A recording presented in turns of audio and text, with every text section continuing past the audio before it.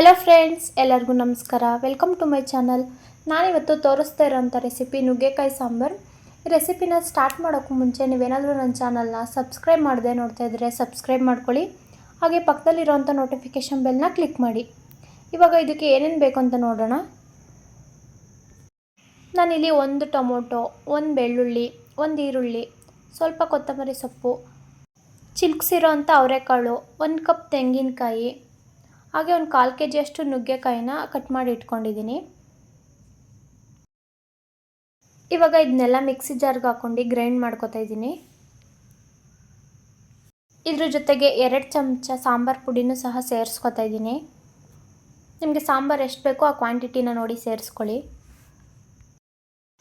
ಇವಾಗ ಒಂದು ಪಾತ್ರೆನ ಬಿಸಿಯಾಗಕ್ಕಿಟ್ಟು ಪಾತ್ರೆ ಬಿಸಿಯಾದ ನಂತರ 3 ಟೇಬಲ್ ಸ್ಪೂನಷ್ಟು ಎಣ್ಣೆನ ಹಾಕ್ಕೊಂಡಿದ್ದೀನಿ. ಎಣ್ಣೆ ಬಿಸಿಯಾದ ನಂತರ ಇದಕ್ಕೆ ಸಾಸಿವೆ, ಕರಿಬೇವಿನ ಸೊಪ್ಪು, ರುಬ್ಬಿಟ್ಕೊಂಡಿರೋ ಅಂಥ ಖಾರನ ಸೇರಿಸ್ಕೊತಾ ಇದ್ದೀನಿ. ರುಬ್ಬಿಟ್ಕೊಂಡಿರೋ ಮಸಾಲಾನ ಒಂದು 2 ನಿಮಿಷ ಚೆನ್ನಾಗಿ ಫ್ರೈ ಮಾಡ್ಕೋಬೇಕು.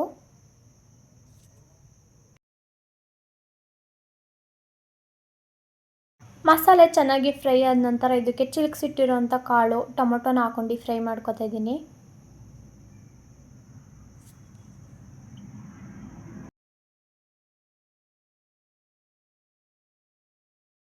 ಎಲ್ಲ ಚೆನ್ನಾಗಿ ಫ್ರೈ ಆದಮೇಲೆ ನಿಮಗೆ ಸಾಂಬಾರು ಕನ್ಸಿಸ್ಟೆನ್ಸಿನ ನೋಡಿ ನೀರನ್ನ ಹಾಕ್ಕೊಳ್ಳಿ. ನೀರನ್ನ ಹಾಕ್ಕೊಂಡು ಇದನ್ನ 10 ನಿಮಿಷ ಬೇಯಕ್ಕೆ ಬಿಡ್ತಾಯಿದ್ದೀನಿ.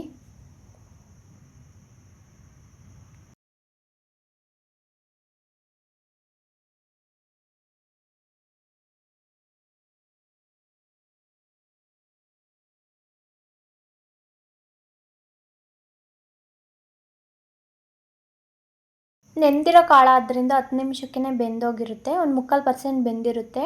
ಈ ಟೈಮಲ್ಲಿ ನುಗ್ಗೆಕಾಯಿನ ಸೇರಿಸ್ಕೊತಾ ಇದ್ದೀನಿ. ನುಗ್ಗೆಕಾಯಿನ ಸೇರಿಸ್ಕೊಂಡು ರುಚಿಗೆ ತಕ್ಕಷ್ಟು ಉಪ್ಪನ್ನ ಹಾಕಿ ಒಂದು 5 ನಿಮಿಷ ಬೇಯಿಸಿದರೆ ಸಾಕಾಗುತ್ತೆ. ನುಗ್ಗೆಕಾಯಿ ಬೇಗ ಬೆಂದೋಗುತ್ತೆ. ನುಗ್ಗೆಕಾಯಿ ಸೇರಿಸಿ ಆದಮೇಲೆ ತುಂಬ ಹೊತ್ತು ಬೇಯಿಸೋ ಅವಶ್ಯಕತೆ ಇಲ್ಲ, ಅದು ಬೇಗನೆ ಬೆಂದೋಗ್ಬಿಡುತ್ತೆ.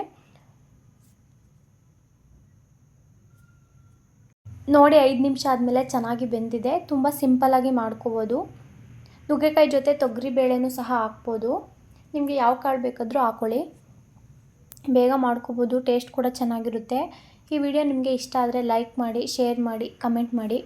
ನೀವು ಒಂದು ಸಲ ಇದನ್ನ ಟ್ರೈ ಮಾಡಿ.